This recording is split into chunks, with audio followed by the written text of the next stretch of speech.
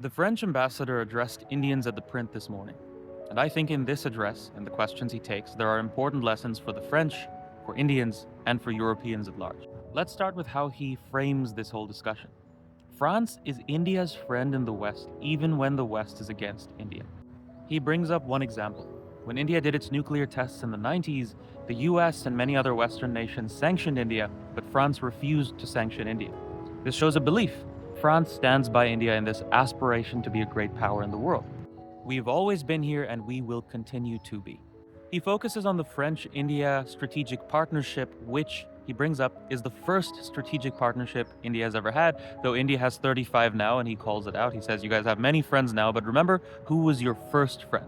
This partnership is built on three pillars: defense, climate, and people.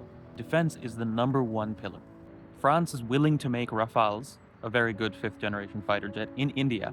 It's ready for its company Safran to collaborate with India to make AMCA jet engines in India, and India has been struggling with making a fighter jet engine for decades now. And France is collaborating with India on many other defense projects. I think it's India's largest defense supplier now, if not second, just behind the Russians. Defense is pillar number one. The second pillar is climate. France is facing issues with climate change. It's going to affect their own country, their own economy, like their wine growing. It's also going to affect their island territories. So this is an important problem for them, as it is an important problem for India. Both countries will face heat waves, which will affect their healthcare systems, etc.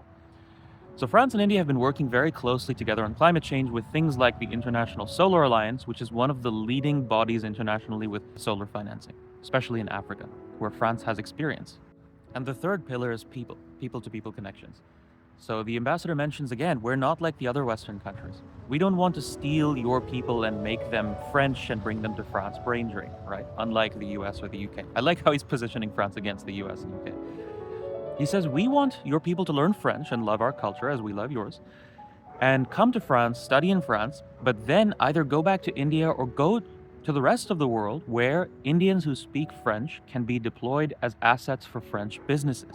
And I think this pillar in particular sheds light on all the other ones, because the French strategy is, look, we have technology, we have experience around the world, but we need many more people. France is a small country of only 60 million people. India has 1.5 billion people almost.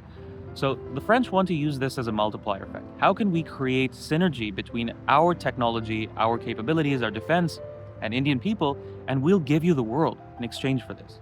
Because, I should say again, unlike the US and the UK, we have always been here for you. In your rise, there's going to be a stable defense, climate, and people-to-people environment around the world, and that's something that's good for both of us and everyone else as well.